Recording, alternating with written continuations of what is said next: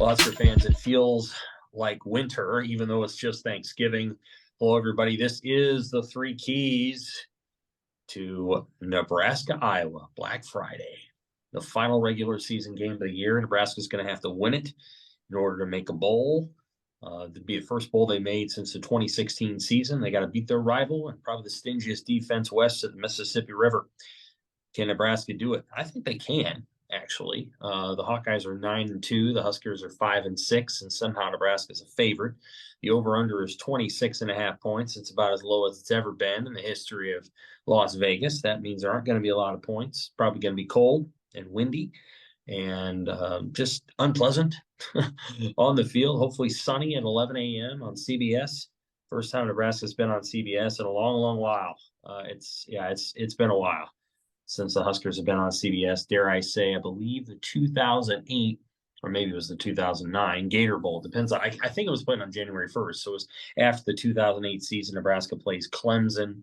Huskers beat Clemson, but it's been a long time since they've been on CBS. And this week they will be. So how does Nebraska win this game? Let's go through the keys very, very quickly. Know your foe. That's the first key. And what does that mean? Well, look, you got to know who Iowa is and what they can and they can't do, and then understand the areas where you might be able to have an advantage. And this starts on offense. Good luck throwing the ball on Iowa's defense unless you're willing to go deep. You've got to run past their safeties, and you've got to throw over the top. You've got to loosen that defense up a little bit, and that's not easy to do. Nebraska has done it. They did it last year with Trey Palmer, and they did it a little bit the year before when Logan Smothers was able to hit a couple of guys, and they did it in 2018 when Adrian Martinez was able to hit Maurice Washington down the sideline on that wheel route, and they used a trick play to get Luke McCaffrey to throw the ball to J.D. Spielman. Nebraska has found ways to move the ball on Iowa. It hasn't been god awful. It really hasn't. It's that surprises people when I say that, but it's true. They scored 28 points in 2018, 24 in 2019, 20 in 2020, 21 in 2022, 2021, and last year they scored 24. They've had more success against Iowa's defense than most people have. And so Nebraska needs to know their foe. You can run the ball a little bit on Iowa. They're probably going to run a four-man front. They're going to have, usually a 4-2-5, something like that. You can run it a little bit on them if you can empty the box. Might have to spread it out. They can tackle the hell out of you, but there's ways to move the football. You have to be patient, and you have to convert third downs. I think that's really important. On the flip side of the ball, you've got to know what Iowa wants to do. And what Iowa wants to do is run the football. And they want to be able to run it downhill at you, get that zone game going. They don't do that as much as they have in the past. They do more of the power stuff out of the I formation or the offset I. You've got to slow that down, and then they want to throw the football off of that. They'll have a jet sweep game as well. The reality is Iowa's plays and its structure and its play calling by Brian Ferentz isn't terrible, but their skill players aren't very good. And so they're not able to get explosive plays. And to be perfectly honest with you, it's not that Brian Ferentz doesn't have any idea how to call plays. It's that he's not able to attract recruits. They are just not doing a good enough job on that side of the ball of getting elite recruits into the program, and they're not able to get enough good players in the portal.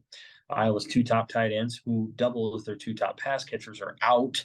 They won't play, and so the Hawkeyes pass game is pretty ugly. And backup quarterback Deacon Hill is not great. We'll get to him in a minute. Second one, take the field. That's the second key here that you need to look at, and this is what Iowa does so well. They manage field position really, really smartly. They're just good at being able to get a couple of first downs, punt the ball, and then play on your side of the field because they have good defense. What they're banking on is having the nation's best punter, and Tory Taylor. He has a really good game, and they're banking on their defense making stops. So after that first initial possession, even if Iowa only gains 7 yards, let's say they're at their own, 32. You know what Taylor's able to do? He's able to kick that ball all the way down to your opposing 10. And if you think I'm kidding, I'm not. That's something he's good at doing. And once you're inside your own 20, you're kind of stuck, right? Like you can't do all the things that you want to do. And Taylor's really good at pinning teams inside their own 20, and it changes the nature of the game. Then I was playing from midfield. Even if they don't move the ball, really, even if they just sort of punt it right back to you, you're on their side of the field. It's like a tennis player who just keeps hitting the ball back to you. You can't find a way to get it past them. And so Nebraska has to really think about field position in this game. You do need to take chances.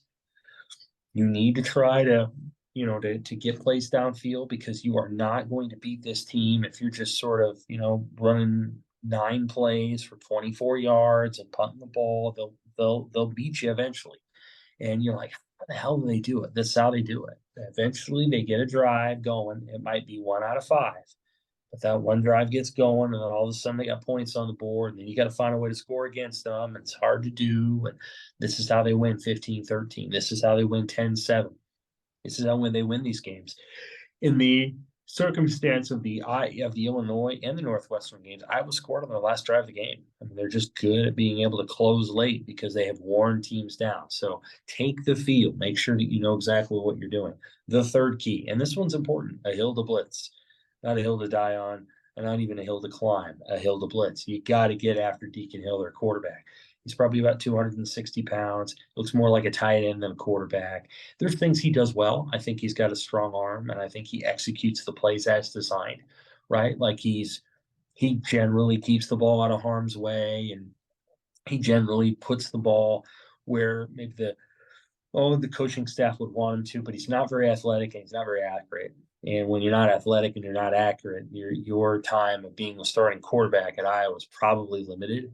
And he's probably not going to be the starter after this year, depending on who they bring in. But the reality is that he's a starter right now, and he's struggled all season long. Nebraska's got to get after this guy. They've got to try to force a turnover. That would be good, but you got to get him behind the sticks too. You cannot be afraid of what he will do to you. And if he does it, well, then you tip your cap to him, because he hasn't done it all year. If he's able to do it for one day on Black Friday and make you look bad with his arm and throwing the ball for 300 yards and let him, there's nothing you can do about it. You've got to stop the run, and then you got to get after that guy. And if Iowa's receivers, as bad as they are, as mediocre as they are, if they're able to beat Nebraska's guys one-on-one, then they deserve it. What do I think is going to happen? I think it's going to be a very close game and a very low-scoring game. The key, I think, is Nebraska can't blow it on special teams, right? They got to keep that field position in mind, and they got to be mindful of what Iowa can do when they punt the ball, or when they return a punt, or when they're coming after a punt. There's just things that Iowa can do, and Nebraska's going to have to be aware of that. Interestingly enough, I think Matt Rule's built a program that is keenly aware of some of those qualities, and I think, as a result, it's a team that very much wants to play kind of like Iowa, only with a better offense and a more explosive offense. And so I think Nebraska goes into this game with the right approach. It's not Scott Frost, it's not Mike Riley. It's just the opposite. It's a team that very much wants to play very similarly to the way that Iowa does. I like Nebraska's chances to win. Maybe that's surprising, but that's where I stand on it. Okay. That is our 3 keys for Nebraska, Iowa. Stay tuned to all of our coverage at Omaha World-Herald and Husker Extra on Friday. And then we'll have tons of coverage if Nebraska makes a bowl game and what all that will look like. I do think Nebraska's got a good chance to win. Hey, it's Iowa, and it means a little bit more, I think, to the Huskers than it used to. Have a happy Thanksgiving, Husker fans.